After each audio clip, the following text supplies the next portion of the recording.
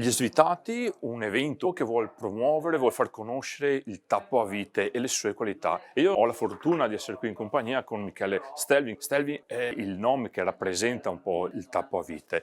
E quindi raccontami quelli che sono i vantaggi di questo tappo.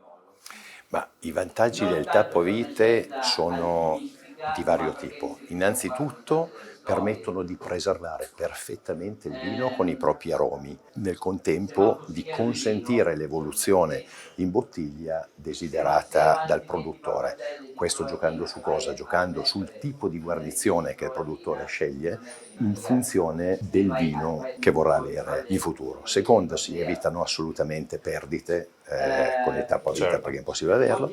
Terza cosa molto importante, viene garantito un passaggio d'ossigeno che è controllato e quantificato a monte. Quarta, c'è una neutralità assoluta, il che vuol dire che viene eliminata qualsiasi deviazione organolettica e viene mantenuta la freschezza armonica nelle bottiglie.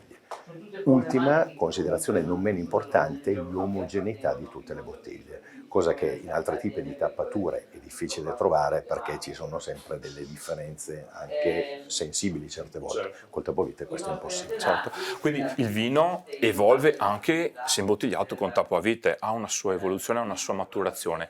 Ma quindi tutti i tappi a vite sono uguali o ci sono delle differenze? Allora, il concetto del tappo a vite è fondamentalmente uguale perché il tappo a vite richiede 4 elementi che sono fondamentali, che sono una capsula in alluminio che deve essere anche abbastanza lunga per consentire la possibilità di decorarla anche in parete.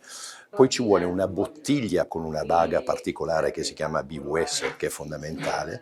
Poi c'è tutta una gamma di guarnizioni specifiche. Diciamo che la differenza può essere sulle guarnizioni.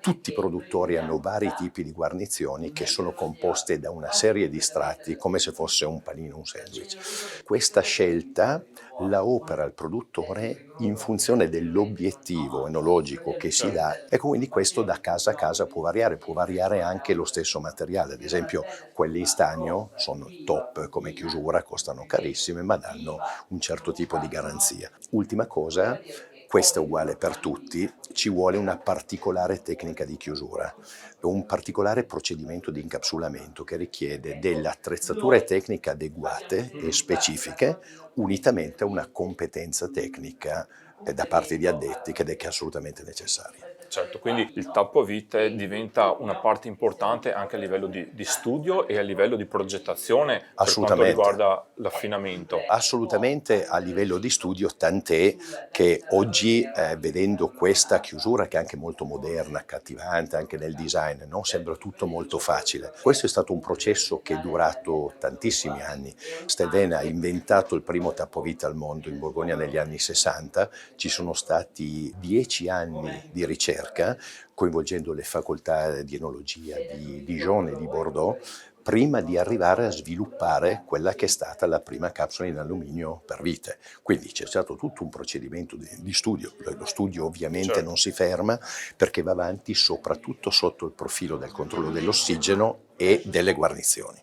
Ok, ovviamente non c'è solo la parte tecnica, ma c'è anche la parte grafica del prodotto, Certo, perché certo. teniamo presente che come in una bottiglia c'è l'etichetta che fa la sua parte, anche la tappatura adesso si può personalizzare e si può colpire il pubblico con una determinata grafica. Sì, assolutamente. Partiamo da questi un po' più semplici, Stelvin, che è scritto sopra, in capo è scritto sul fianco, questa è abbastanza semplice concettualmente, richiama molto il marco ed è molto lineare. Poi si arriva ad esempio a questi tipi di capsule che sono già molto più elaborati come tipo di design e Mhm. anche abbastanza complicati da realizzare, bisogna tener conto che certe volte non è solo mirato il tipo di pubblico, ma è mirato magari anche alla regione e allo Stato alle quali sono Certo. indirizzate. Consideriamo che ad esempio in Austria si parla del 70% di chiusure ormai tappate con tappovite, quindi è un mercato in evoluzione, quindi c'è tutta una ricerca sia come design sia come visione commerciale Certo. orientata al consumatore finale. Bene, io non posso che Vi ringraziarti. ringrazio voi, grazie mille Grazie a per tutti. l'opportunità, grazie.